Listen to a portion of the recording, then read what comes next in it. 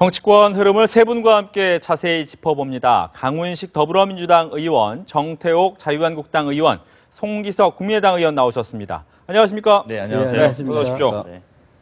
추미애 더불어민주당 대표의 발언을 여파로 여야 내지는 물론 검찰의 과잉수사 논란으로까지 번지고 있는 양상인데요.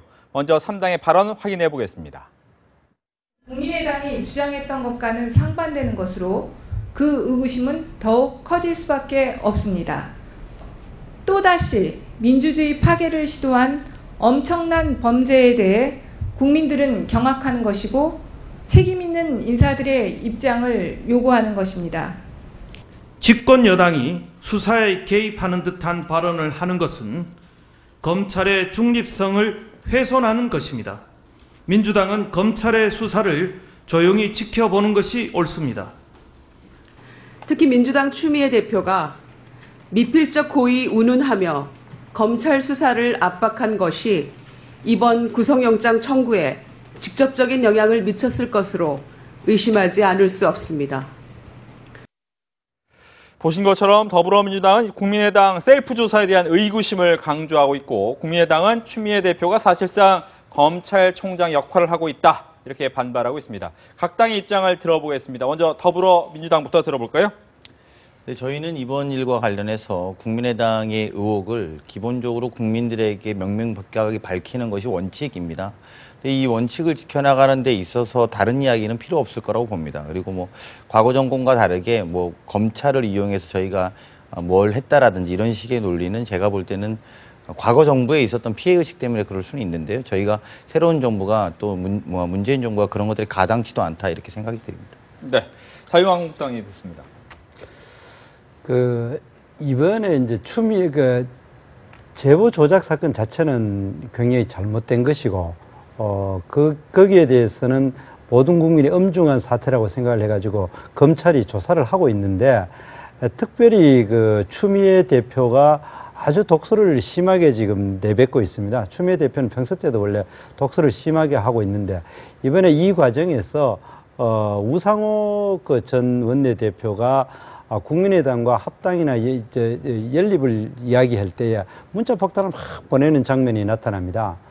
이렇게 봤을 때 이 사태의 본질을 어떻게 볼 거냐. 기본적으로 제보에 대한 조작 사건을 이면에는 현재 집권 여당 세력은 국민의당을 결국 고사시키는 게 목적이 아닌가, 저는 그런 생각을 많이 합니다. 지금 요즘 이번에 인사를 할 때 보면은 한 20개 중요한 자리에 보면 실제로 호남 출신들을 한 8, 9명을 배치를 합니다. 또 대통령 비서실장, 그리고 총리, 법무부 장관, 검찰총장, 그 다음에 사회부총리, 그 다음에 그 장관 중에도 농림부 장관, 국토부 장관, 전부 다 호남 출신을 갖다 주는 그거는 우연의 일치다, 이렇게 생각하기보다는 결국에는 국민의당을 협치의 대상으로 보기보다는 이거를 고사를 시켜야 되겠다, 이 기회에. 네. 그런 측면에서 검찰이 엄중하게 수사함에도 불구하고 여기에 대해서 가이드라인을 사실상 미필적 고의라고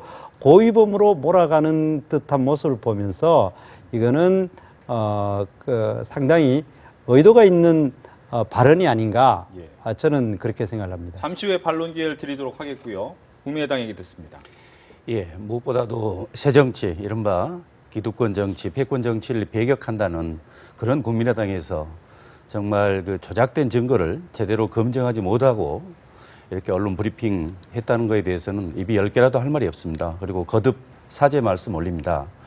저희가 지난 6월 24일, 25일 이틀간에 걸쳐서 이유미 씨가 그렇게 조작됐다는 거 이야기를 해서 당내에서 조사 후 2월 26일 날 바로 당 대표로 있는 박주선 위원장께서 정말 진심으로 사죄를 했습니다. 그리고 검찰 수사에 적극 협조할 것이며 무슨 결과가 나와도 그에 따라서 책임을 지겠다, 이렇게 이야기를 했었는데요. 당내 진상조사단에서 사실은 상당히 정치적 부담을 안고 지금 7월 3일 날 결과를 발표했는데요. 만약에 당내 진상조사 결과와 달리 검찰 수사 결과가 나오면 저는 더 많은 비난을 받을 겁니다. 그럼에도 불구하고 그 비난을 각오하면서도 실질적으로는 당이 조직적으로 관여한 바가 없다는 것을 확인했기 때문에 결과를 발표했던 것이고, 저희가 그 이후 우리 다 아시겠지만 이번 그 대선 후에 뭐 이낙연 총리 뭐 국회 동의 절차라든가 그 외에 추경안, 정부조직법 이런 거에 대해서 정말 중요한 부분은 저희가 비판할 건 비판하지만 우리가 협조할 건 협조하겠다 하고 그렇게 나가고 있는데 추미애 대표께서 7월 6일 날 아주 그 정말 용어 만들기조차도 어법에 틀린 머리 자르기라면 바로 스스로 죽는 거 아니겠습니까? 그런 발언이 이후에 저희가 지적을 했습니다. 그럼에도 불구하고 그 다음날 7월 7일 날 지역 그 최고위에서 더 심한 발언, 이른바 이건 북풍 우리 조작 게이트에 버금간다 이렇게 이야기했는데 우리 의원들 다 알지만 과거 그 군사 독재 권위주의 정권 시절에 그런 북풍에 비교한다는 건 정말 가당치 않습니다. 우연의 일치인지는 모르겠지만 7월 7일 날 저녁에 당정청 또 만천했어요. 그리고 나서 저희가 여러 경로로 이 사건은 거의 이유미 씨 단독 범행으로 이렇게 마무리가 된다 뭐 그런 내용들을 들었었는데 다음날 바로 영장 청구한다는 이야기가 나왔고 실제 오늘 영장 청구를 했습니다. 그렇지만 이제 영장 청구 범죄 사실을 제가 듣기에도 거기에 우리 당이 또는 이준서가 사전에 그 제보 자체를 조작하는데 가담한 거 아니고 결론 그렇던 그런 조작된 증거를 어느 시점에서 알 수 있었느냐 그에 대한 겁니다. 그래서 그거에 관해서 이른바 추미애 대표께서 검찰총장처럼 한 이야기 미필적 고의 그걸 적용해서 영장 청구를 한 겁니다. 저희는 사법부에 현명한 판단이 있을 걸로 믿습니다. 네, 두 가지 정도입니다. 미필적 고의라는 지적 부분하고 또 한 가지는 이 국민을 고사시키려는 것 아니냐라는 부분에 대한 지적이었습니다. 이 두 가지에 대한 이야기를 그래도 드리겠습니다. 다행입니다. 그 호남 출신 인사를 많이 줘서 국민의당을 고사하려고 하는 거냐. 근데 아시겠습니다만 일기 내각에 가장 많은 건 영남인데요. 그 한국당 고사라고 이렇게 주장하지 않아서 다행스럽다 이렇게 생각합니다. 아시겠습니다만 지역 탕평 인사를 하다 보니까 그런 문제가 있는 것이고요. 가장 많이 쓴 일기 내각의 인사는 영남권 인사였습니다. 박근혜 정부 때 일기 내각이 가장 많이 쓴 인사는 수도권 인사였고요. 그리고 두 번째로 많은 데가 호남입니다. 영호남을 지역 균등하게 쓰겠다고 하는 문재인 정권, 문재인 정부의 의지다 이런 걸로 저는 그 정세욱 의원님께는 답변 드리면 될 것 같고요. 두 번째는 어쨌든 진상조사인데 저희들은 이렇게 생각합니다. 저는 뭐 개인적으로 추미애 대표의 발언으로 인해서 상처가 될 수도 있다고 생각합니다. 100번 양보해서요. 그런데 결과적으로 말씀하신 국민의당에서 주장하고 있는 것은 이유미가 혼자 그랬고 우리는 아무도 몰랐으며 그리고 우리는 아무 책임이 없다는 건 아니지 않습니까? 그렇다면 누군가 나와서 책임을 져야 된다는 것이죠. 그리고 알겠습니다만 안철수 후보의 선거운동을 하느라고 지금 이렇게 된 겁니다. 근데 안철수 후보가 2주 동안 아무 답을 안 하고 있고요. 그래서 이제 이런 과정이 공방이 오가면서 추미애 대표의 발언이 과하다 안 하다. 저는 이제 그 부분에서 100번 양보해서 과하다는 지적을 받아들인다고 생각합니다. 다만 중요한 건 국민들이 알고 싶은 건 5월 5일부터 5월 8일까지 선거 4일을 남겨놓고 29차례나 당이 총력적으로 논평과 브리핑을 냈던 바로 이 사건에 대해서 이유미 혼자 있고 우리는 아무도 모른다는 식의 국민의당의 입장은 국민들이 납득하기 어려울 것이다. 이런 부분이고요. 두 번째는 이런 것으로 인해서 추미애 대표의 발언으로 인해서 추경을 거부하고 정부조직법이나 국회의 모든 일정을 보이콧하겠다. 이것이 공당의 자세로 옳은 것이냐에 대한 건 궁금한 지점입니다. 저희가 생각할 때는 이 문제에 대해서 따지고 또는 기분이 나쁘고 또 불쾌하다라는 표현을 충분히 하실 수 있다고 생각합니다. 다만 그것과 별도로 워낙에도 국민의당 정책위에서 준비했던 추경에 대한 대비 또 추경에 대한 여러 생각들이 있지 않았습니까? 그리고 뭐 가뭄이라든지 이런 예산들을 엄청나게 생각하고 또 어떤 것들은 적절하지 않다 이런 것들을 심사에 들어와서 하기로 했다가 추미애 대표의 발언 때문에 우리는 속상해서 하지 않는다. 우리는 기분 나빠서 못 들어가겠다라는 것은 추경을 볼모로 또 국민의 뜻을 볼모로 해서 하는 정당의 행위이기 때문에 이 부분은 좀 재고하셔서 저는 뭐 아까 말씀드린 것처럼 그런 것들을 항의하고 따질 수 있는 부분은 충분히 따지셔야 된다고 보고요. 그것과 별도로 추경과 정부조직법은 대한민국 국민을 위해서 같이 토론했으면 하는 바람입니다. 네, 이 부분은 아마 협치 부분의 현수막까지 이제 오늘 떼어냈던 부분을 얘기하는 것 같은데 하기 전에 예. 미필적 고의에 대해서 제가 한번 그 부분 잠시 얘기 먼저 반론을 듣고 얘기 기회를 드리겠습니다. 예. 지금 문재인 대통령께서는 특히 이 정부는 협치를 기본적으로 잘못 이해하고 있는 것 같습니다. 아, 이렇게 법안 내고 이런 후보자 냈으니까 동의해달라, 청문보고서 채택해달라 이렇게 요청하는 게 협치가 아닙니다.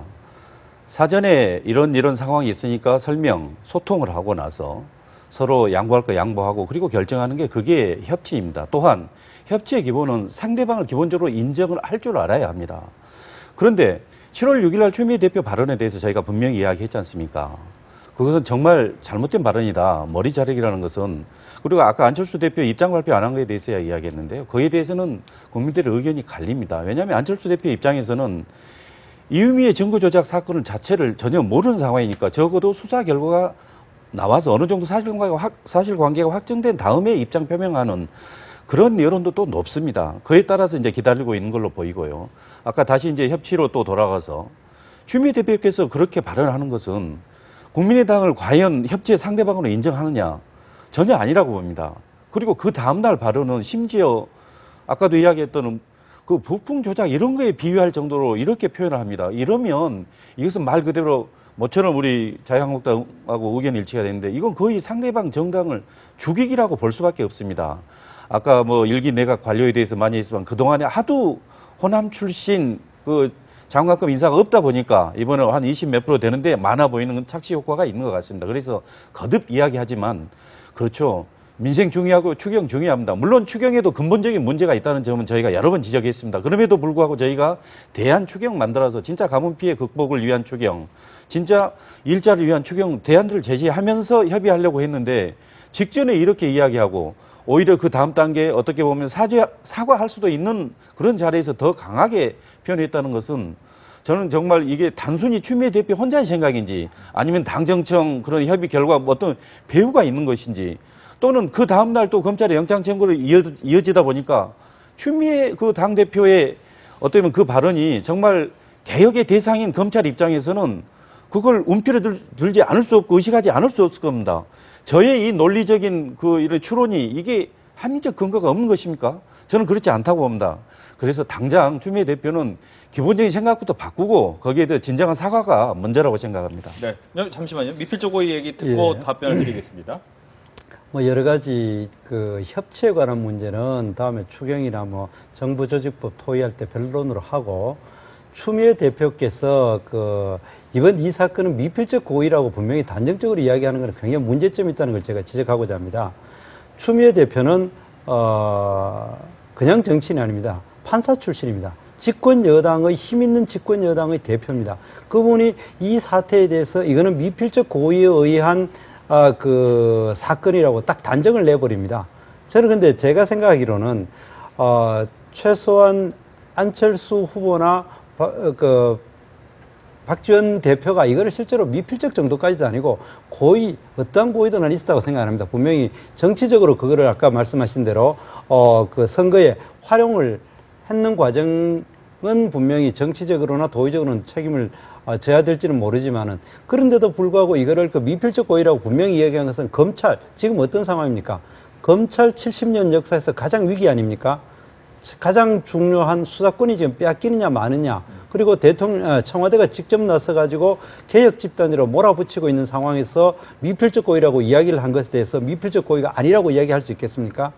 그리고 이거는 분명히 이제 그 수사 가이드라인을 준 것이고, 그렇게 그 결론이 오늘 그 이준서 전 최고위원을 그 구속영장이 청구된 거라고 생각하고, 이거는 검찰이 충분히 조사를 할 수 있었는 거를 결과론적으로 그 미필적 고의에 의해서 고의가 있는 중대 사건으로 만약 이것이 수사 결론이 나왔을 때 거기에는 많은 국민들이 수사의 공정성에 의문을 표할 수도 있는 그런 사안입니다. 그래서 이 그 추미애 대표께서는 정말 그 정치적으로 검찰 수사에 개입한 잘못된 사례를 남긴 게 아니냐, 상당히 잘못된 사례라고 저는 생각합니다. 개입하신 게 증거가 없는 이야기인데 그 말씀 갖고 제가 말씀드리면 이렇습니다.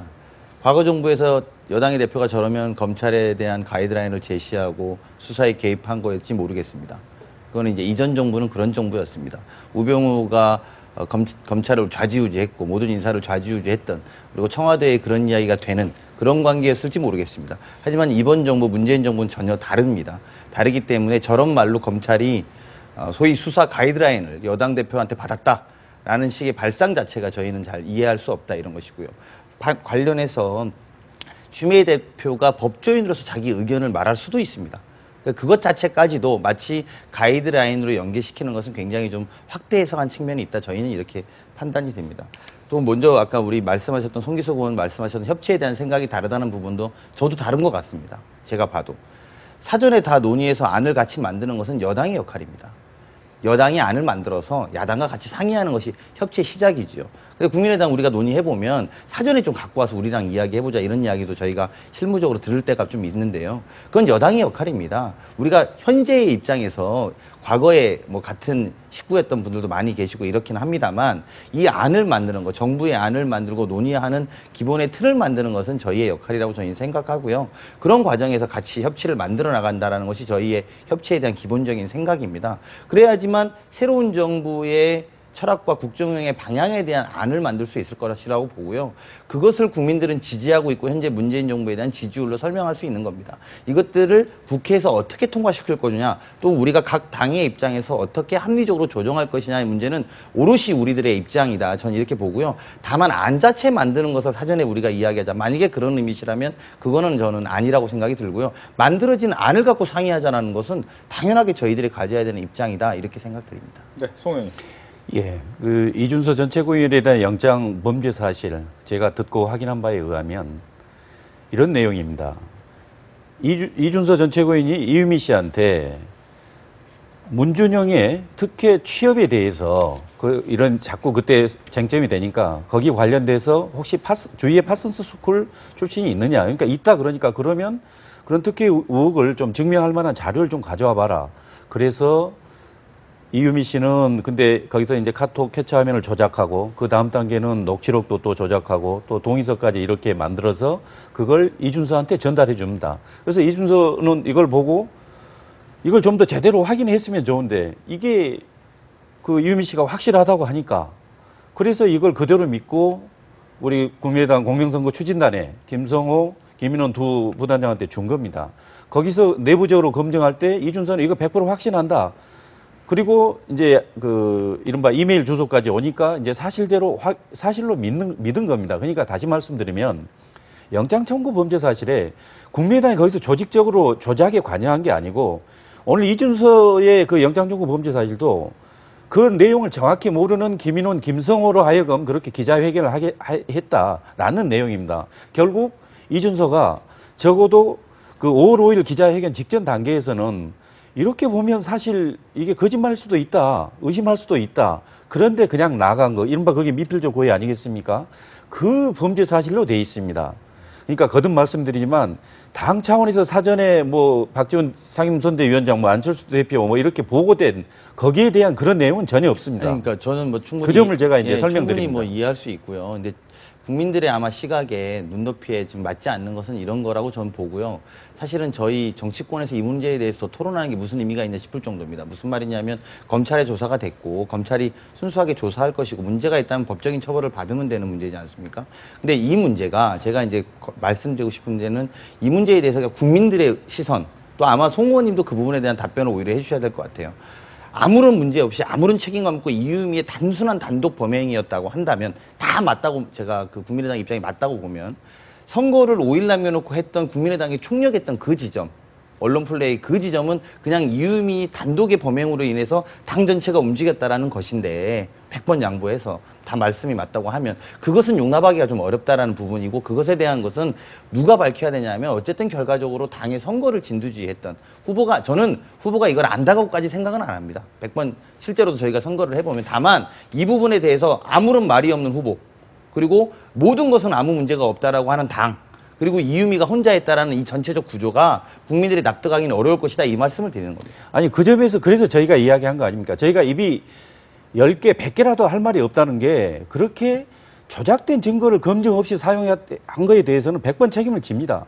다만 이 사실에 대한 당이 과연 조직적으로 관여를 했는지 여부는 검찰 수사 결과에 맡기자는 거죠. 그러니까 이제 제가 그리고 진상 조사에서도 자신이 있으니까 그런 결과를 내놨던 거고. 그러니까 다음에 그 결과에 따라서 정치적 책임 별사나 책임지고 또 당에서도 책임을 묻겠다고 이야기했습니다. 그러니까 그러면 추미애 대표도 검찰 수사 시작했고 거의 마무리 단계니까 조용히 기다렸으면 될 일입니다. 조용히 그걸 가지고 왜 기다렸으면 가이드라인을 제시하는 거냐, 이걸 가이드라인이 아니 지적하는 그게 겁니다. 가이드라인이라고 예, 자꾸 뭐이 표현. 부분은 이제 잠시만 비슷한 하나만 얘기예요. 말씀드리면 네. 가이드라인이라고 자꾸 표현하시면 바꿔 말하면 우리 국민의당 비상대책위원장 하시는 박주선 의장이 사과하면 그것도 가이드라인입니까? 그건 그렇지 않습니다. 그러니까 그거는 정치적인 공세, 정치적인 방어의 입장에서 해석하면 될 문제지. 이거 자꾸 가이드라인이라고 하는 건 과거 정부에 대한 이 프레임을 여기다 갖다 넣으신다고 국민들이 납득하기 어려울 거란 그렇죠. 말씀입니다. 그러니까 더더욱 정말 그 나라다운 나라 적폐청산을 하자고 한 문재인 정부에서 그런 오해 소지 있는 행동을 하니까 그걸 지적하는 겁니다. 알겠습니다. 제가. 여기서 그런데 자유한국당한테 질문을 드리면, 그러니까 이제 문준영 의혹 제보 조작 사건과 관련해서 아예 이제 특검을 논의하자 이렇게 또 예. 주장을 하셨어요. 이 예. 부분을 설명해 볼까요? 그러니까 이 이제 문제가 지금 현재 문제가 되고 있는 거는 이제 제보가 조작됐느냐, 그리고 거기에 대해서 어느 정도 국민의당이 개입됐느냐, 이 문제를 이야기합니다만은, 그러나 국민들이 진정으로 알고 싶은데 제대로 모르고 있는 것은 문준영 씨가 실제로 특혜를 받고 취직을 했느냐 안 했느냐, 그 부분이 문제의 본질입니다. 그렇다면은 이 문제가 대선이 끝났으면 조용히 넘어갔으면 좋은데, 이왕 이렇게 됐으면은 마치 이제 국민의당을 죽이기 위해서 아니면 또 아니라는 식으로 한다든지 이렇게 자꾸 이 작은 것에 대해서 하지 말고, 네. 문준영 씨의 취업과 그다음에 특혜가 있었는지, 그리고 그 과정에서 지금과 같이 그 미필적 고의라는 가이드라인이 있느냐 없느냐, 거기에 따라서 검찰이 약자기 때문에 따르냐 마느냐 이런 논란을 다 잠재울 수 있는 거는 정말 제3자의 객관적인 특검에 의해 가지고, 특검 참 좋아하지 않습니까? 더불어민주당. 그 특검 되게 좋아하는데, 이게 왜 특검 내가지고 그걸 다 한꺼번에 조사를 맡긴다면은, 모든 문제가, 그리고 거기에 대해서 정치는 한 발 물러서는 것이 가장 맞다. 그래서 네, 우리가 아까 말 자유한국당이- 요청하신 건 네. 국회 차원의 특검 아니었나요? 네, 맞습니다. 네. 일단 좀 몇 가지만 좀 짚어서 이야기하면, 어쨌든 박지원 대표가 처음에 아이디어를 내고 이제 국민의당 한국당이 동의하는 이런 형태가 돼서 약혼 공조가 잘 새롭게 이루어지는 것 같아서 좀 저희로서는 약간 이해하기 어려운 구조다 이렇게 생각은 좀 듭니다. 국민들의 대다수가 동의한다면 저희는 그런 것들을 두려워하고 마다할 이유가 없다고 생각합니다. 다만 이 대목에 대해서 국민들이 무엇을 더 의혹으로 생각하고 있고 무엇을 더 궁금해하는지는 밝혀야 될 것이고요. 말씀이 이왕 나왔으니까 우리가 특검으로 조사한다면 이런 부분에만 지금 국한시켜서 어떤 의미로 볼까요? 그러니까 한국당이 이 상황을 즐기는 듯한 뉘앙스를 이야기할 것이 아니라 전임 정부의 여당으로서 우리가 특검할 사항들이 굉장히 많다는 거, 이것마저 보고를 드리는 게 옳다 이렇게 생각됩니다.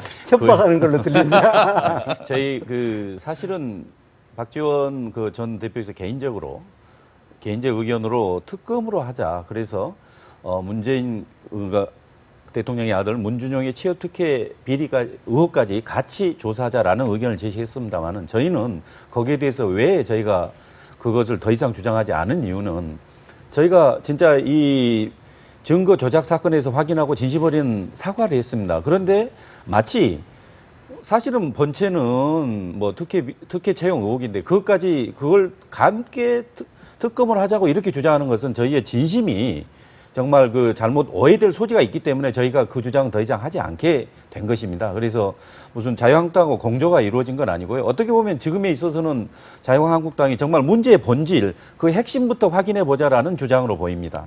알겠습니다. 추미애 대표가 발언을 하면서 지금 이 문제가 훨씬 더 커진 부분은 명확한 것 같습니다. 그런데 보니까 당내에서도 추 대표의 발언을 가지고 잘했다 못했다 얘기가 좀 있습니다. 그렇죠?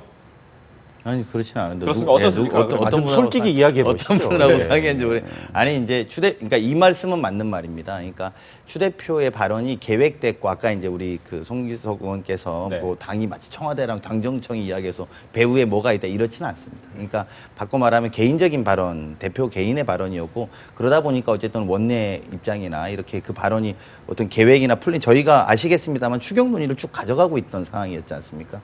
근데 그 발언으로 인해서 당황한 부분이 있는 건 사실이라고 말씀드릴 수 있지만, 이것이 비판의 목소리로 이어지지 않는 것은 아까 네. 말씀드린 것처럼 비판의 목소리까지 실제로 이 부분에 대한, 그러니까 냉정한 이야기로 이 부분에 대한 의구심이 국민적 반응들은 맞다라는 부분이 더 많아요. 그래서 저희가 협상하는 입장에서 쓴 분들은 당황스럽죠. 같이 협상하고 잘해보려고 하는데 추 대표가 또 예고되지 않은, 또 계획에 있었던 것이 아니라 당 대표로서 개인적 판단으로 발언한 것에 대해서 저희들은 당황스럽다는 것은 사실입니다만 네. 이것이 협상 전체에 미치는 영향 때문에 원내 지도로서는 그런 건 분명히 존재합니다. 다만 그럼에도 불구하고 추미애 대표의 발언 자체가 잘못됐다 이렇게 생각하는 의원들은 거의 없습니다. 단지 이제 어떻게 보면 협상에 대해서 조금은 그렇죠. 불편한 예, 부분이 생겼다. 그렇죠. 그런 그 부분, 정도다. 그런 부분에 실제로도 그걸로 인해서 국민의당이 당장 국회를 보이콧하고 이제 이렇게 되니까 예. 이 전국을 같이 뭘 만들어서 7월 국회에 추경이라든지 정부조직법이라든지 인사청문회를 마무리 잘 지어야 되는 여당의 입장에서는 이런 부분이 난항을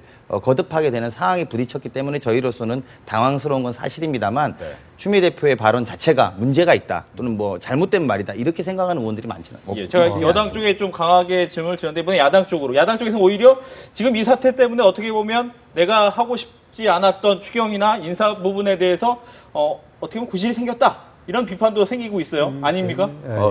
일단 저희는 전혀 아닙니다. 아까 울고 싶은데 뺨 때려준 거냐 아니냐 하는데 전혀 아니고요. 오히려 뺨을 심하게 맞고 나서 너무 아파서 정말 가슴속으로 울고 있는 겁니다. 지금 저는 우리 강 의원님 그렇게 말씀하시는데 진짜 우리 민주당 의원들께서 그렇게 생각하신다면 추미애 대표 발언이 크게 문제될 게 없다라는 생각이라면 저는 정말 걱정이 됩니다. 여당은 물론 정부 여당과 함께 국정을 이끌어 나가야 되는 책임도 있지만 기본적으로는 국회 구성원입니다. 정부를 견제하고 국회 내에서의 역할도 있습니다. 그런 측면에서는 그렇게 강조하는 협치를 그렇게 해서 어떻게 이루어지겠습니까? 거듭 말씀드리지만 그 사건에 대한 수사는 검찰에 맡기고 검찰에서 하고 있어요. 같은 말이라도 할 때가 있는 거고 아니면 또 정도가 있는 겁니다. 그러면 전혀 엉뚱한 시기에 할 수 없이 작년 상황을 볼까요? 추미애 대표 취임한 이후에 느닷없이 전두환 전 대통령 예방하자고 그랬어요. 의원들 다 반대해서 취소됐지 않습니까? 그리고 야당 어마어마하게 공조해야 될, 지금 탄핵을 위해서 해야 될 그 시기에 박근혜 대통령하고 영수회담 제안했어요. 이게 무슨 엉뚱한 소리입니까? 결국 무산됐잖아요. 그 다음에 정말 꼭 탄핵안이 가결돼야 되는데 그 직전 상황에서 김무성 대표하고 따로 둘이 만났어요. 행상 책임 운운하면서. 그러니까 기존의 과거의 쭉 추미애 대표 발언들을 보면 정말 상황에 맞는 발언들을 제대로 못하고 더더군다나 이 시점에서는 심지어 그런 분석까지 나오지 않습니까? 정부 구성에서 추미애 대표가 여당 대표로서 아무런 역할, 영향력 못 미치니까 어떻게 보면 청와대를 향한 권력투쟁이다 이런 분석까지도 나오잖아요. 그러니까 아니 강 의원님부터 잘못된 발언은 잘못된 것 같다 이렇게 하지 말자 이렇게 좀 지적을 하십시오. 네, 잠시 후에 뭐 드리고 또 자유한국당 얘기도 듣겠습니다. 저는 뭐 거기에 대해서 보다도 아까 이제 추미애 대표님 말씀 때문에 추경이나 또 인사청문회 이런 것이 잘 못됐다 이렇게 했는데 저희들은 그렇게 생각하지 않습니다. 기본적으로 추경 좀 미리 이야기하면은 추경 잘못됐습니다. 그거는 그 자체로서 법적 요건도 안 맞고 그리고 또 일자리 추경이라 하지만은 제대로 된 일자리라는 건 나머지는 대부분 다 그 6개월 미만 월 20만 원, 30만 원짜리 주는 그런 허드렛 일자리입니다. 6개월이면 없어지는 자리입니다. 그러면은 제대로 된 일자리인 건 공무원 1만 2천 명 뽑는 것이 유일한 일자리인데 그 내용에 있어 가지고 공무원 한 명을 뽑으면 30년간 봉급 주고 그 후에는 또 연금으로 죽을 때까지 줘야 됩니다. 그러면 그런 큰 일들을 하는데 우리가 이 9급이나 8급을 한 명 뽑으면 3천만, 한 달에 한 3천만, 1년에 한 3천만 원 드는데 우리나라 근로소득세 내는 사람 있죠. 1,750만 명이거든요. 1년에 근로소득세 내는 게 31조 2천억입니다. 1인당 170 하는 3만 원 내거든요. 그러면은 공무원 3천만 원짜리 그 9급 공무원 한 명을 위해 가지고 기본적으로 최소한 약 20명 정도의 이 근로소득세를 모아가지고 줘야 됩니다. 그러면 1만 2천 명이라 하면은 기본적으로 약 한 20만 명의 근로소득세를 뼈 빠지게 1년 1회가 주는 겁니다. 그리고 이 정부가 원하는 대로 17만 4천 명을 채용을 하게 되면은 근로소득을 내는 1,750만 명 중에 300만 명의 인건비를 모아가지고 앞으로 호봉이 올라가면 더 줘야 됩니다. 이런 중요한 거를 추경이라는 이름으로 이렇게 막 밀어붙이는 것이 잘못됐다는 겁니다. 그 자체로 잘못됐다는 거지. 이것이 추 대표님의 말씀 때문에 그렇다라든지 인사청문회에 대한 보복이라든지 이렇게 자꾸 언론에서 이야기하는 건 잘못됐다는 겁니다. 다시 한번 정리를 하면은 추가 경정 예산은 그 자체로서 법적 요건도 불비하고 그 내용에서 일자리를 창출한다고 했는데 일자리를 창출하지 않고 오히려 공무원만 엄청나게 뽑게 되고 그것이 국가 장래적으로 엄청난 이 부담을 주기 때문에 반대한다. 이걸 예. 분명히 이야기하고 싶습니다. 네, 더불어민주당 얘기 듣습니다. 네, 몇 가지 좀 정리해서 말씀드리면 그 추미애 대표가 과거에 이러저러저런 발언 아까 우리 성기석 의원 이야기하시면서 그런 것 때문에 곤욕스럽지 않냐 이렇게 말씀하신 거 보면 적어도 이게 당정청이 무슨 짜고 했다 이런 이야기는 확실히 아니라고 생각을 하시는 것 같아요. 그러니까 그런 과거에도 그랬습니다. 뭘 이렇게 짜고 하고 이랬던 분은 아니기 때문에 그런 오해는 하지 마셔라. 이런 부분 한 가지 말씀드리고요. 그리고 그것과 별도로 어쨌든 추미애 대표 발언 때문에 국민들이 더 나쁘게 생각하거나 검찰의 가이드라인이 있거나 이런 건 아니기 때문에 국민의당의 정당의 문제는 정당이 잘 검찰에게 가서 명명백하게 밝히면 될 것이다. 그리고 국회의 역할은 정당과 별도로 국회가 했으면 좋겠다라는 말씀 좀 올리고 싶고요. 그리고 이제 우리 한국당, 사실 한 가지만 더 말씀드릴게요. 오늘 이현주 원내수석께서 뭐 비정규직 파업했던 분에 대해서 막 이런저런 욕도 하시고 그랬어요. 기자간담회 하시면서. 근데 그거 갖고 우리가 뭐 안 한다고 그러면 약간 신뢰가 안 가시잖아요. 그러니까 공당으로서 신뢰는 그것과 그것은 별개다. 이렇게 좀 구분해서 논의하고 이야기하시는 게 좋겠다라는 저희 좀 제언을 드리고 싶고요. 추미애 대표 발언 이 자체 갖고 정국이 잘못됐다. 또 추경 안 한다. 정부적 논의 안 하겠다.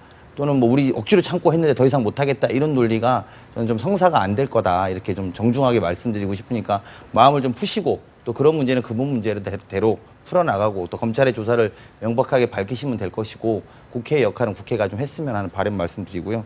그리고 우리 자유한국당은 제가 죄송스러운 이야기인데 우리 정태욱 의원님은 그런 분이 아닙니다만 어떤 것도 협조된 적이 없잖아요. 저희가 같이.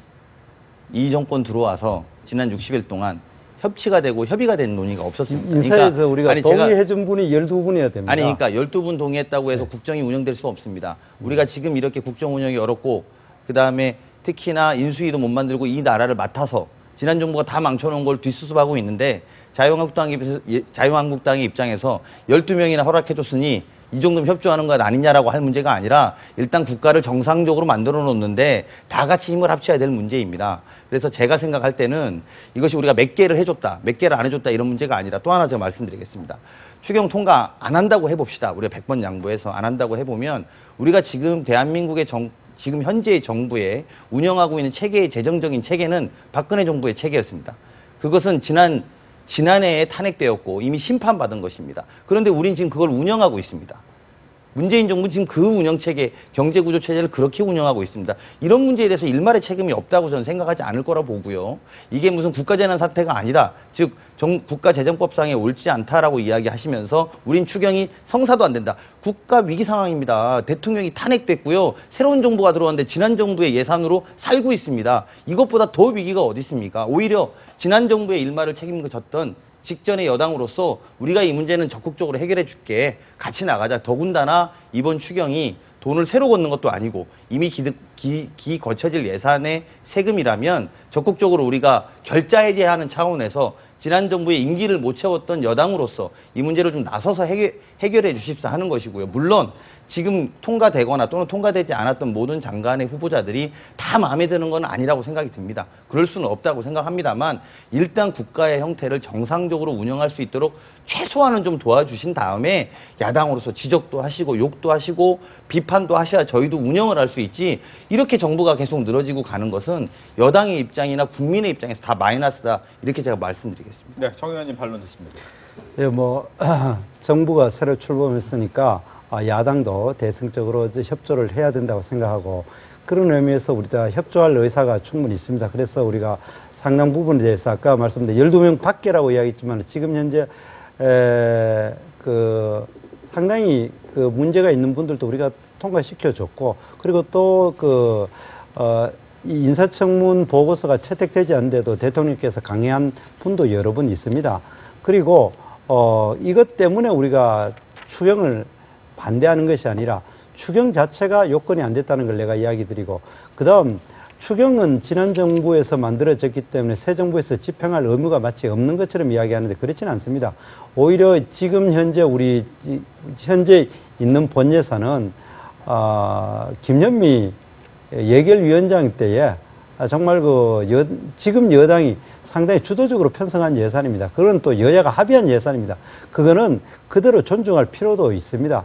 그런데 우리가 지적하는 건 추경에 있어가지고도 너무 공무원을 뽑기 위한 것, 그리고 또 사실 장관들도 아직 덜 임명됐지 않습니까? 그런데 이렇게 급하게 나오는 것이 정책 자체도 제대로 성숙되지 않는 예산들이 참 많습니다. 그렇기 때문에 우리가 정우택 대표께서 몇 가지 이제 제안을 드렸지 않습니까? 사태를 풀기 위해서 법적 요건을 다소 좀 맞추자. 그리고 또 장관이 임명되는 것을 좀 기다리자. 그리고 또 몇 가지 공무원을 뽑는 부분에 대해서는 좀 신중을 구하자. 이런 거를 제의를 했는데도 불구하고 지금 정부 여당에서는 모든 것을 눈을 막아버리고 이것을 통과시켜 주는 것만이 협치고 상생이다. 그러니까 지금 아까 협치와 상생에 대해서 아까 강원식 대변인께서 이야기하셨는데 마치 정부 여당이 제안한 거를 뭐 토시 몇 개 달고 숫자 몇 개 바꿔가지고 그냥 다 오케이 해주는 것이 마치 상생이고 협치인 것처럼 이야기하는데 그거는 협치와 상생이 아니고 어떻게 보면 들러리입니다. 진정으로 그 협치와 상생은 야당이 이야기하는 것도 사전에 논의가 있든 없든 간에 귀를 기울이고 듣고 경청을 하고 또 일부 맞는 말에 대해서는 받아들이는 것이기 때문에 그 부분에 대해서도 같이 고민을 좀 해 주십시오. 네. 송 의원님 얘기 듣고 답변 반론 드리겠습니다. 예. 아까 뭐 당과 당의 문제는 당에서 해결하고 국회에서는 의원들은 빨리 민생 관련된 추경 뭐 이런 거 해결하자 하는데 그렇게 이렇게 분리할 수 있는 그런 상황은 아닌 것 같습니다. 더더군다나 당이라는 게 원내외 이렇게 당대표 또는 원내대표 이렇게 나눌 수 있는 성질도 아니고요. 그것은 좀 잘못된 이야기인 것 같고 오직 했으면 우원식 대표마저도 뭐 골치 아프다 뭐 이렇게 표현했겠습니까? 그런데 지금 이렇게 전국이 꼬이게 된 사실 근본적인 원인으로 다시 돌아가 봐야 되는데요. 사실은 문재인 대통령께서 후보 시절에 그 선거 공약으로 낸 5대 비리 고위공직 배제 원칙 이게 지금 문제입니다. 그리고 거기에 대해서 저희 당부터 시작을 해서 거기에 맞지 않는 분들을 계속 임명할 것인지 아니면 원칙이 바뀐 것인지 거기에 대해서 국민께 정확히 설명하고 사과하고 앞으로 보면 이렇게 하겠다 이렇게 입장 표명을 해달라고 하는데 그걸 지금까지 안 하고 있습니다. 아직 뭐 정부 강요 구성이 다 안 됐다는 그 이유로 그렇게 하는데요. 심지어는 ODB보다 더 큰 음주운전 이런 분들도 계속 지금 좀 이따 더 논의되겠지만 어떻게 보면 그 임명해서는 안 된다는 여론이 훨씬 더 높아요. 그렇게 강경화 후보자 임명할 때는 여론 그렇게 강조하셨으면서 정작 이런 상황에서는 아무런 조치도 취하고 있지 않습니다. 그래서 이 전국이 현재 이렇게 난맥상으로 들어서게 된 근본적인 원인은 사실은 문재인 대통령께서 그 공약 그것 때문입니다. 이제 와서 이제 바꾼다고 이야기하는데 바꾸면 정확히 설명을 해 주셔야죠. 일단 그 점을 지적하겠습니다. 예. 네. 반론 네, 듣습니다. 지적 감사하고요. 아시겠습니다만 이명박 정부의 그 정권 초기에 첫 추경은 일주일 정도 걸렸고 박근혜 정부는 하루 첫 추경은 그렇게 됐습니다. 국가 위기 상황에 대한 판단 또 저는 이렇게 들립니다. 저희가 이렇게 어려운데 나라를 맡아서 진행을 하는데 말씀대로 야당이 협조해 줄 건 협조해 주신다는 감사하게 받아들이고요. 장관 임명까지 기다리자 또 신중을 기하자라는 말씀은 결국 8월 말 되면 결산입니다. 사실상 추경이 의미 없어지는 것이죠. 내년도에 또 심사하면 되는 거니까요. 그러니까 그건 무슨 말이냐면 이미 시간을 이렇게 가고 있다라는 겁니다.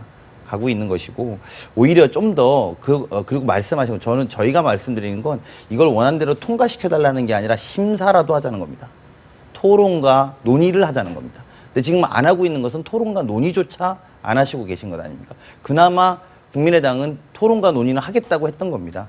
저희들의 입장에서 보면 그 다음에 그런 지적들 또 토론, 논의 이런 과정이 있어서 그것도 이번 7월에 국회에 마저 통과가 안 되면 8월 말에 사실상의 결산이 되고 나면 이건 무산되는 것이겠죠. 아마 대한민국 헌정사상 처음으로 무산시키는 야당이 될 겁니다. 그것도 대통령이 헌정사상 처음 와서 이것이 정말 절실하다라고 와서 국회에 와서 프레젠테이션을 했음에도 불구하고 야당이 이 문제를 그냥 무산시키는 그런 결과를 그런 성과를 가지게 되실지는 모르겠습니다만 국민들로 하여금은 아까 말씀드린 것처럼 박근혜 정부랑 달라진 게 없다라는 그런 결과를 만들고 싶다라고 하면 야당은 성공하고 계신 거라고 봅니다. 저는 이렇게 생각드립니다. 이왕지사 국민들이 이렇게 어렵게 촛불로 만들어서 대통령 탄핵을 만들어서 새로운 정부를 만들었다면 야당에서도 정말로 말씀만 그렇게 하지 마시고 저는 인사청문회는 인사청문회로 싸울 수 있다고 봅니다. 또 당연히 한 사람을 놓고 생각이 다 다를 수 있죠. 하지만 추경의 문제라든지 또 정부조직법 저희가 엄청 많이 바꾸는 게 아니지 않습니까? 아시겠습니다만 한 개의 부서 정도가 늘어나는 수준입니다. 이것조차도 진척이 안 됩니다. 자, 헌법재판소장 어디 갔습니까? 지금 논의도 못하고 있습니다. 이렇게까지 국정을 마비시키는 것으로 계속 야당의 존재감을 만드신다면 전 잘하고 계실 거라고 봅니다만 국민들이 이 문제 자체에 대해서 국회에 대한 역할뿐만 아니라 야당이 이렇게 하는 것 그리고 저는 머지않아 이거 18일 날 넘어가면요. 아시겠습니다. 사실상 추경이 무산되고 나면 국민들이 이 부분에 대해서 따져 물을 거다. 야당의 역할에 대해서 다시 생각하게 될 거다는 말씀을 좀 드리고요. 저희는 그렇습니다. 저희는 이 부분에 대해서 야당의 입장에서 이렇게 저렇게든 의견이 다를 수 있고 그런 이견이 있을 수 있다고 봅니다만 그 이견들을 심사 테이블에 앉아서 심사를 시작하면서 논의해 주십사라고 말씀드리고 있는 겁니다. 예, 이상입니다. 알겠습니다.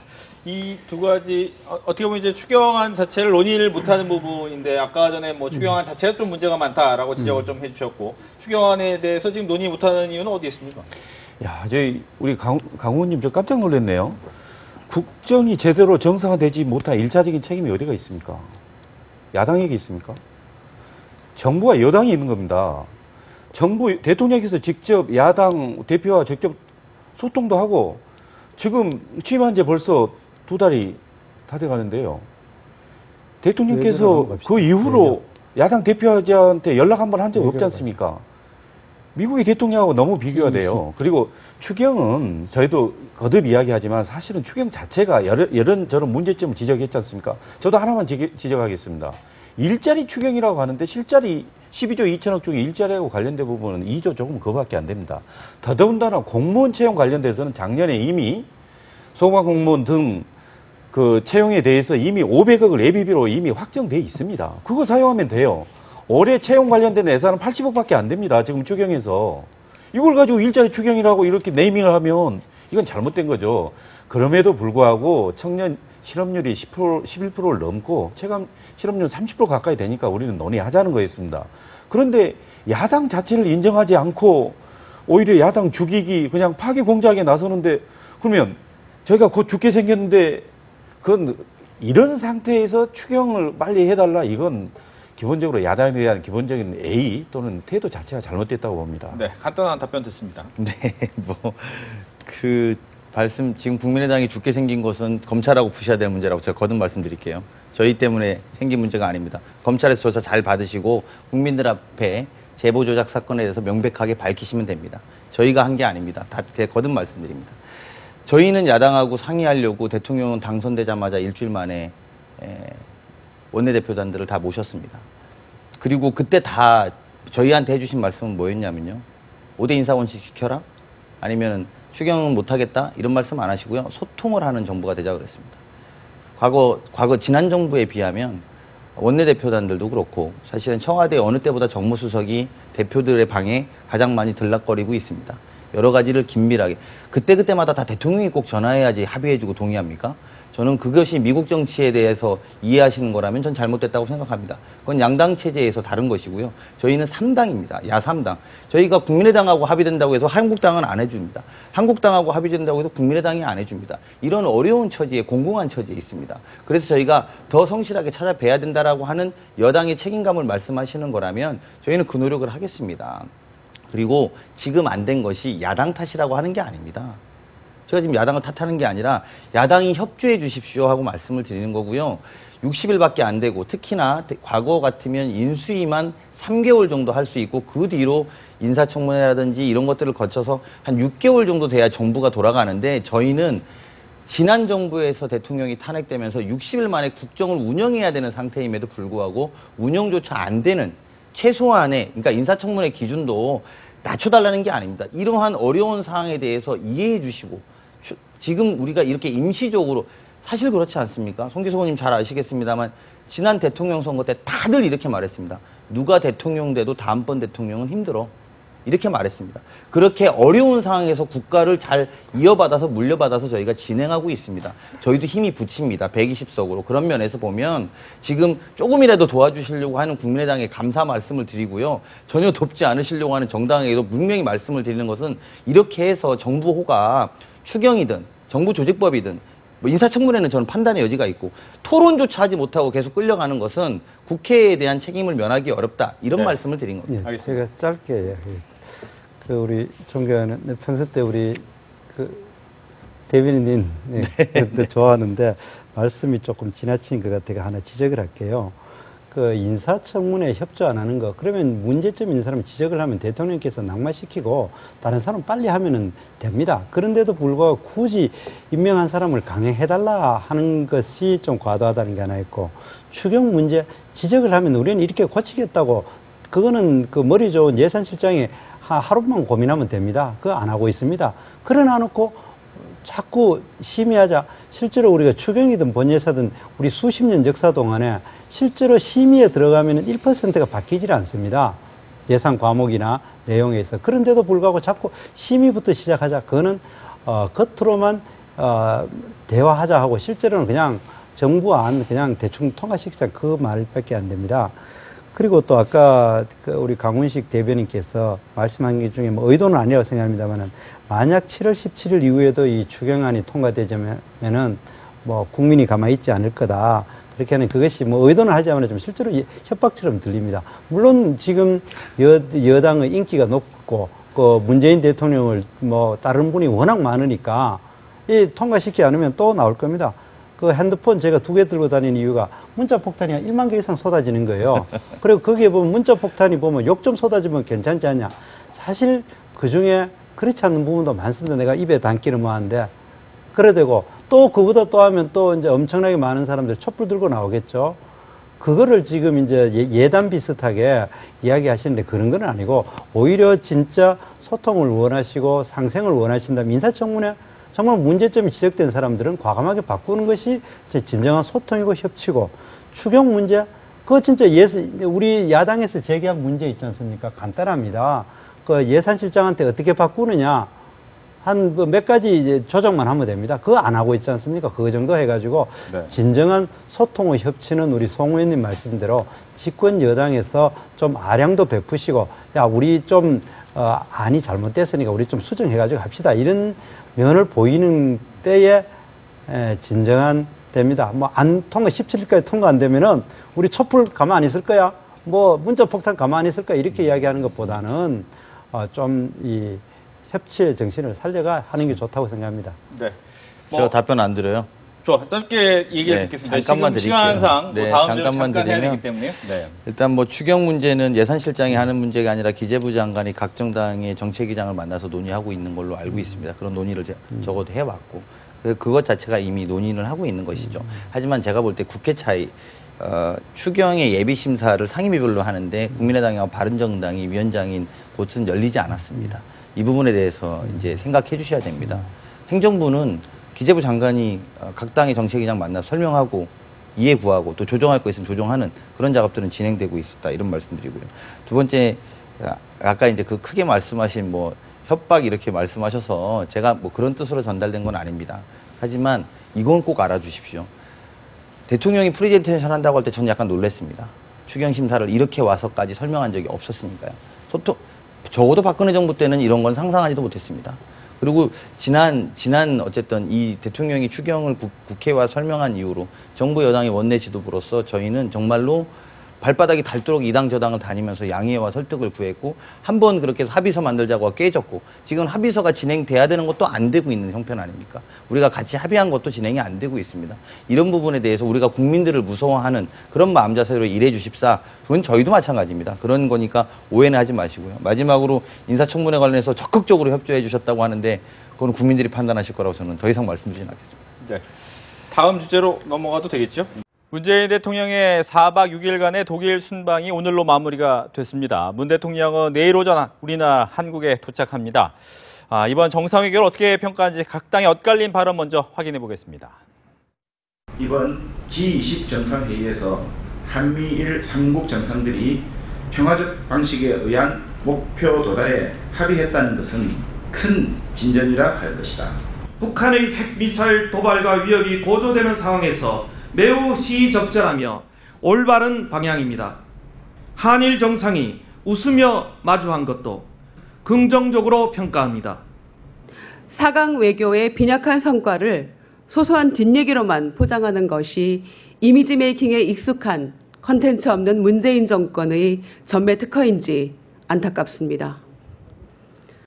네, 각 당마다 평가가 조금씩 엇갈리는 것 같은데 여당보다 야당 먼저 평가를 듣고 이야기를 하도록 하겠습니다. 정태욱 의원께서는 오늘 긍정적 또 부정적 두 가지 얘기를 다 하셨어요. 예. 예, 지금 이번에 이제 우리 대통령께서 한미 정상회담과 G20 정상회담 한 것에 대해서 저는 한 세 가지 점에서 특히 G20 정상회담에서는 나름대로 의미는 있었다. 첫 번째, 우리가 지난 한 7개월 동안 정상회담이 공백 상태였는데 이번에 성공적으로 정상회담을 마쳤다. 그 부분이 의미가 있고, 그 다음 한미일 오찬 정상회의에서 북핵에 대해서는 북한이 감내할 수 없는 수준의 강도 높은 압박을 통해 가지고 북핵을 없애겠다. 다만 군사적 옵션은 배제한다. 이게 중요한 원칙이라고 생각합니다. 이걸 받아냈다는 점에서 의미가 있고, 그다음 세 번째, 나름대로 상당히 우리 보수 측에서 걱정을 했는 부분이 시진핑 국가주석을 만나 가지고 또 이 사드 문제에 대해서 아주 애매모호를 할까 걱정을 했는데 비교적 또 우리의 입장을 제대로 전달했지 않나, 그 세계에서 의미가 있었지만, 그러나 전체적으로 봤을 때 문재인 대통령께서는 아직도 왔다 갔다 하는 그런 느낌을 받았습니다. 대표적으로 예를 들면은 미국 한미 정상회담 할 때 보면은 우리가 대북 문제에 대해서는 주도권을 가지는 걸 승인받았다는데 실제로 그렇지 않습니다. 한미 정상회담 하기 2시간 전에 미국은 아주 분명한 의도로 단동 은행에 대해서 세컨드로 보이콧을 발표를 합니다. 미국 의도를 내비친 거죠. 그리고 한국의 주도권을 인정한다는 것은 한미 정상회담 내용의 이 공동선언문에 어디에도 들어가지 않습니다. 양 정상의 기자회견 때 문재인 대통령께서 일방적으로 이야기한 것에 불과합니다. 그리고 또 신베를린 구상 내지 선언이라 해가지고 북한에 대해서 핵을 중단하는 협상을 전제로 해가지고 담대한 남북 정상회담과 주한미군의 철수라는 게 사실상 전제돼야 되는 북한과 미국과의 평화협정, 그걸 주선하겠다, 이런 담대한 이야기를 했는데, 그리고도 만 하루도 되기 전에 한미일 공동 오찬 정상회담 때에서는 그거는 전혀 그런 내용이 전혀 반영되지 않는 북한이 감내하기 힘든 수준의 압박을 하겠다는 것을 공동선언을 하게 됩니다. 그러면은 우리 문재인 대통령께서 자랑스럽게 자화자찬 이야기했고, 오늘 백혜련 대변인께서 코리아 패싱의 우려를 불식시키고 코리아 이니시티브를 가졌다, 이렇게 이야기했는데, 코리아 이니시티브, 대북 관계에서 한국의 주도적인 주도권을 어느 누구도 인정하지 않았습니다. 그리고 신베를린 선언 어느 누구도 제대로 저거 하지 않았습니다. 다만 신베를린 선언하고 비슷한 것이 시진핑과 그냥 푸틴, 우리하고 어떻게 보면 적대적인 관계에 있는 사람만이 인정했습니다. 그렇다면은 실제로 백혜련 대변인이 이야기하는 코리아 이니시티브는 고사하고 전혀 없었습니다. 그리고 오히려 냉탕과 온탕만 계속 문재인 대통령께서는 미국 가가지고는 주도권을 가지겠다 그랬다가, 그 다음 다시 베를린에 가지고 반대되고, 또 ICBM 쏘니까 또 북한에 대해서 강경책을 이야기하고 계속 왔다 갔다 하는 모양을 보임으로 인해 가지고 아직도 우리 문재인 대통령께서는 제대로 이 외교에 대한 제대로 정립을 못했지 않았냐. 알겠습니다. 그러면 그걸 왜 그런가를 가만 생각을 해보면은 아직도 문재인 대통령께서는 북한에 대해서 환상을 가지고 있습니다. 어떤 환상이냐? 가서 말만 잘하고 같이 우리 민족끼리 앉아가지고 열심히 협상을 하면은 북핵을 폐기할 거라는 그런 환상을 가지고 있는 것이 가장 큰 원인이 아니겠는가, 저는 그렇게 생각합니다. 예, 국민의당에서는 콘텐츠가 없다, 이렇게 좀 강하게 비판을 했습니다. 사실 컨텐츠 없는 내용에 대해서는 오히려 우리 정 의원님께서 다 지적을 해주셨네요. 강 대변인의 브리핑하고 좀 다른 내용인데요. 아무튼 저희는 외교, 물론 국내적으로 추미애 대표 발언 이런 문제가 있지만 외교 안보 문제는 초당적으로 협력해야 된다는 기본 원칙입니다. 물론 문재인 대통령께서 한미 정상회담 이후에 다시 이렇게 지금 G20 회의에 다녀오시면서 정말 수고 많으셨다는 점을 먼저 말씀드립니다. 특히 7월 4일 날 더더군다나 이제 북한에서 ICBM급 이렇게 미사일을 발사한 그런 상황이었다 보니까 더더욱 사실 어려운 상황이었습니다. 그렇지만 저희가 일단은 저는 이제 긍정적으로 보는 것은 아까 말씀드렸다시피 우리나라의 정상회의가 어느 정도 복원이 됐고 특히 어떻게 보면 처음으로 한미일 그 새 정상이 이렇게 대북 관련돼서 비핵화에 관련된 기본적인 입장, 특히 문재인 대통령께서 주장하는 것처럼 평화적 해결 방법 뭐 이런 거에 대해서는 뭐 동의받은 이런 점에서는 높이 평가합니다. 그렇지만 다만 우리가 거듭 알다시피 미국과에 있어서는 FTA 문제라든가 뭐 주한미군 이렇게 방위비 분담금 이 문제, 특히 중국에서는 이렇게 사드 문제 이거 관련돼서는 중국의 기본 입장은 러시아도 마찬가지입니다만은 북한은 핵미사일 실험 중단하고 한미 관련된 여기서는 또 군사훈련 중단 일단 같이 중단해라는 거 아니겠습니까? 그 다음 단계 이제 해결해라는 건데요. 그런데 이제 저희는 계속 문재인 대통령께서 우리 시진핑 주석한테 그 문제를 언급했는데 서로 이제 완곡하게 두 나라 사이에 이런 문제가 먼저 제거돼야 된다는 그런 입장, 완곡하게 표현은 했지만 기본적으로 사드 문제의 해결 방법이 안 보입니다. 특히 경제 제재 문제는 우리 한국의 경제인들이 많은 기대를 했지 않습니까? 현대기아자동차 같은 경우는 벌써 상반기만 해도 5조 정도, 롯데만 해도 한 3천억 이상 손실을 입고 있고 많은 경제적 손실이 있고 있는데 근데 시진핑 주석은 그거에 대해서 사드에 대해서는 오히려 명확한 답을 하지 않고 이건 중국 국민들이 중국 마음을 바꿔야 된다. 그렇게 대답을 제대로 하지 않습니다. 이 문제라든가 또한 일본에 있어서는 이 위안부 협상 문제 그리고 소녀상 문제 이런 게 언급돼 있는데요. 결국 이제 셔틀 해결을 계속 해결하자고 이제 그런 입장은 내놓았지만 더더욱 또 제일 중요한 것은 이제 신베를린 선언이라고 할 수 있는 북한과의 관계에 있어서는 아직 많은 것들이 너무도 어려움이 많습니다. 특히 이번에 보면 그렇지 않습니까? 우리 그 평창 올림픽 관련돼서도 함께 하자 거기에 대해서는 장호 IOC 분이 정치 군사적 문제가 먼저 해결돼야 된다 이렇게 했고 또한 이산가족 상봉에 대해서는 뭐라고 그랬습니까? 북한에서는 그때 그 탈북 종업원들 송환을 먼저 해라. 그러니까 이미 그런 그 교류의 문을 지금 닫은 상태에서 신베를린 선언이 효과를 보려면 북한에서 호응을 해줘야 되거든요. 그래서 앞으로도 많은 인내 또한 그 절차가 필요한 것 같습니다. 그 점에 있어서 좀 뭔가 컨텐츠가 좀 부족한 거 아닌가 이런 지적이었습니다. 시간 관계상 답변을 들으면 아마 끝날 것 같습니다. 네, 아니 너무 야박하신 것 같아요. 대통령이 지난 정부에서 외교적으로 엄청나게 공백이었고 심지어 코리아 패싱 한국은 지나가자 약간 패싱이라고 표현됐던 것을 어떻게 했던 간에 정상화시키는 과정입니다. 한 숟가락에 다 배부를 수 없다고 저희도 생각합니다. 하지만 대한민국이 정상적으로 운영되고 있다는 걸 이번 G20에서 4박 6일간 13명의 정상을 만나서 다자 또는 양자 회담을 하고 또 대한민국이 건재하다는 거 보여주는 것 자체만으로도 저는 높이 살 수 있다고 생각합니다.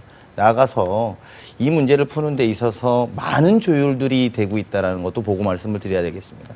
가령 시진핑 주석을 만나기 전에 우리 이해찬 총리도 왕이 외교 부부장을 만나서 사전에 조율도 하고 비공식, 공식 이런 여러 가지 루트들이 움직여지고 있고요.